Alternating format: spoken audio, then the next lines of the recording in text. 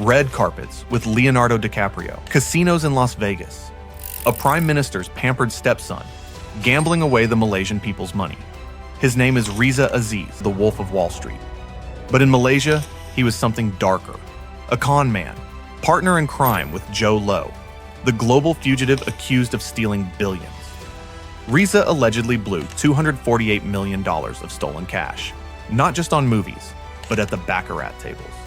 And when prosecutors came for him, the case was dropped. Instead, the state was ordered to compensate him. This is the story of the wolf's stepson, the one who got away. Riza Aziz was never a politician. He wasn't a tycoon. He wasn't even a public figure. He was the quiet stepson of Prime Minister Najib Razak, living in the shadows of power, pampered by proximity to Malaysia's first family. For years, most Malaysians barely knew his name. But in Hollywood, he arrived like a storm. In 2010, Riza set up a studio called Red Granite Pictures. No track record, no experience. Yet within 3 years, he wasn't producing small films.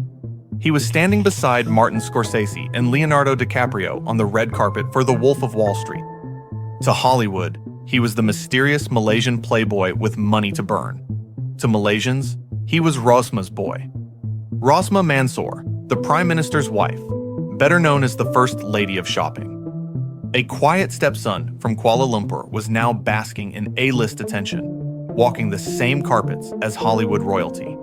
The transformation was almost overnight, and the question was obvious. Where did the money come from? Because Riza Aziz didn't build an empire. He didn't inherit a fortune. He didn't have the kind of wealth it takes to bankroll films costing hundreds of millions. Yet, somehow, he did. And years later, investigators would follow the trail. Straight back to the fund at the center of Malaysia's biggest scandal, 1MDB. And Hollywood was about to become part of the crime scene. Even more. When Riza Aziz showed up with pockets full of cash, nobody asked where it came from. They didn't want to know. Red Granite Pictures didn't stop with The Wolf of Wall Street. They followed it with Dumb and Dumber 2. And Daddy's Home, a Will Ferrell and Mark Wahlberg comedy that grossed more than $240 million worldwide. On the surface, Riza looked like a rising mogul, a Malaysian prince who had conquered Hollywood. But behind the glamour, investigators said something else. The money trail led back to 1MDB, a sovereign wealth fund built with the Malaysian people's money, siphoned into shell companies, washed through banks, and ending up in Red Granite's accounts. Court filings would later allege that more than $200 million in stolen funds went straight into Riza's projects. Not venture capital, not investor money, public money. If you're Malaysian, that's your money. Crime scene. But it wasn't just about movies. According to Malaysia's own civil filings, part of the money never made it to Hollywood at all. It went here, to the casino floor. Court documents alleged that Riza Aziz blew millions at the baccarat tables in Las Vegas. Not investing, not building, gambling. While ordinary Malaysians tightened their belts, the Prime Minister's stepson was allegedly stacking chips, chasing high-roller thrills with stolen sovereign wealth. And the timing made it even crueler. At home, Malaysians were suffering under the newly imposed GST, a tax that made everyday goods more expensive for ordinary families. The government insisted it was necessary. Even as people complained, it squeezed them dry. Those days were harsh. Every ringgit counted. And while citizens cut back on groceries, the Prime Minister's stepson was living like a king in Las Vegas. Imagine the absurdity. A sovereign wealth fund, designed to secure Malaysia's future, reduced to a gambling spree on foreign soil. Every chip he pushed across the table, every card flipped, wasn't his fortune. It was public money, the people's money. And that was the betrayal. This wasn't just corruption in boardrooms or secret bank accounts. It was something far more obscene. The daily sacrifices of millions, turned into a playboy's night out. But if Malaysians thought the gambling was bad, the real shock would come later. Inside a courtroom, when the state itself turned from prosecutor into paymaster. Before we continue, if you're finding value in these stories, hit subscribe. It helps us expose more scandals the powerful want buried. In 2020, Riza Aziz faced 5 counts of money laundering. Prosecutors said he received $248 million tied to one MDB. It was a chance for Malaysia to show the world that justice would be served, that even the Prime Minister's stepson wasn't untouchable. But then, something strange happened. The court granted him what's called a discharge, not amounting to an acquittal. In plain English, the charges were dropped, but not erased. He walked out of court that day, free to go, with the possibility the case could return. Though everyone knew it probably never would. It should have ended there, but it didn't. Because in 2025, Malaysia's sovereign wealth fund, 1MDB itself, quietly withdrew its $248 million civil suit against him. And the High Court went one step further. It ordered 1MDB to pay Riza Aziz's legal costs. The People's Fund, already looted once, was forced to compensate the stepson who had allegedly taken from it. Imagine that. First, the charges vanish. Then the lawsuit disappears.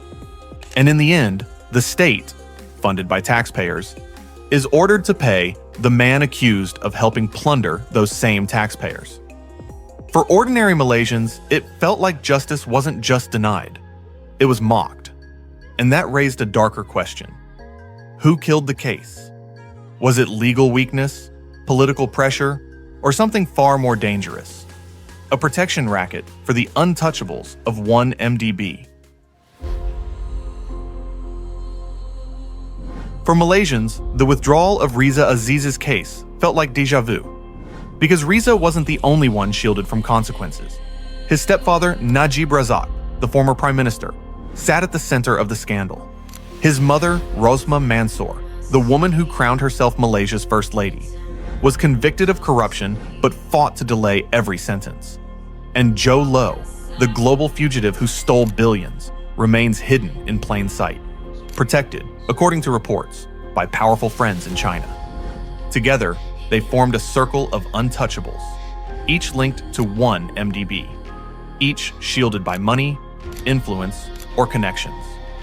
Ordinary Malaysians asked, if a prime minister, his wife, his stepson, and his billionaire partner could all bend the system, what hope was left for justice?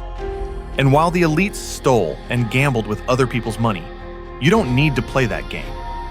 In the description, you'll find a link for a discount on Seeking Alpha and their Alpha Picks service, where you can get hand-curated stock ideas from top analysts. It's a way to grow your money the right way, legitimately, transparently, and in your own control. Now, back to Riza Aziz, and why his escape from justice was no accident. Legal experts and journalists pointed to possible backroom deals, political pressure, or simple unwillingness to drag the Prime Minister's family through another trial. Whatever the reason, the message was clear. The higher your name, the softer the fall.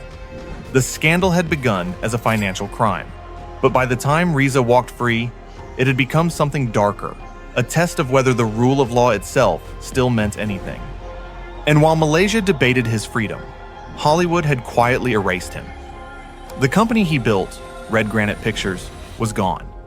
The movies remained blockbusters, but the man who bankrolled them with stolen money vanished from the credits.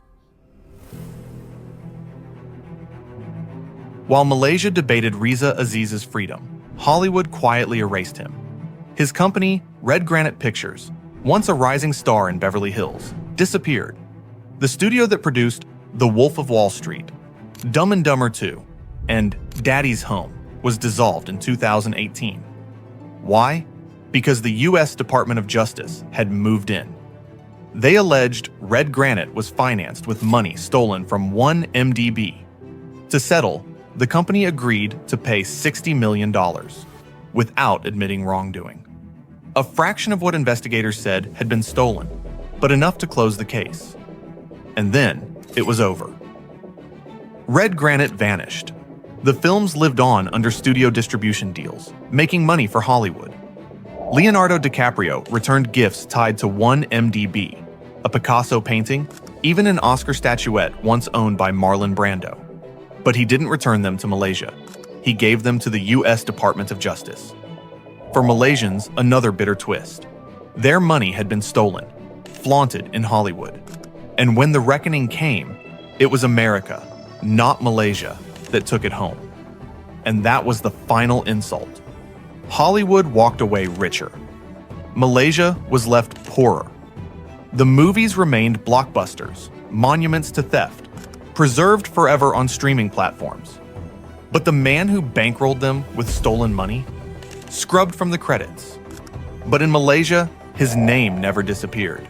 Because every time Najib, Rosma, or Jho Low were dragged back into the spotlight, one question lingered.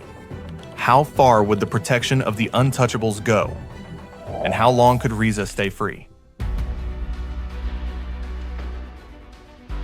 Riza Aziz was supposed to be the cautionary tale, the stepson who flew too close to Hollywood lights and fell back to earth. But instead, he walked away. The charges dissolved, the lawsuit vanished, and the state compensated him. He became the wolf's stepson who got away. For Malaysians, the betrayal was personal. While families struggled under taxes and rising costs, their prime minister's family lived as if money had no value. Najib went to prison. Rosma was convicted. Jho Low vanished into exile. But Riza, the Playboy producer who turned sovereign wealth into movies and baccarat nights, kept his freedom. And that's the darker lesson. Because one MDB wasn't just a Malaysian scandal. It was global. American banks moved the money. Swiss institutions held the accounts. Hollywood took the cash without asking questions. Even when gifts were returned, they went to the US Department of Justice, not to the Malaysian people who had been robbed. This is how modern corruption works. It's not just a bag of money under a table. It's yachts and paintings, films and casinos, luxury handbags and real estate. It's sovereign wealth laundered through the global elite, legitimized by celebrity and hidden behind powerful connections. And maybe that's why Riza's story still matters. Because until the world finds a way to hold the untouchables accountable, the stepsons, the wives, the billionaires who think laws don't apply to them, there will always be another Wolf of Wall Street and another people left holding the bill.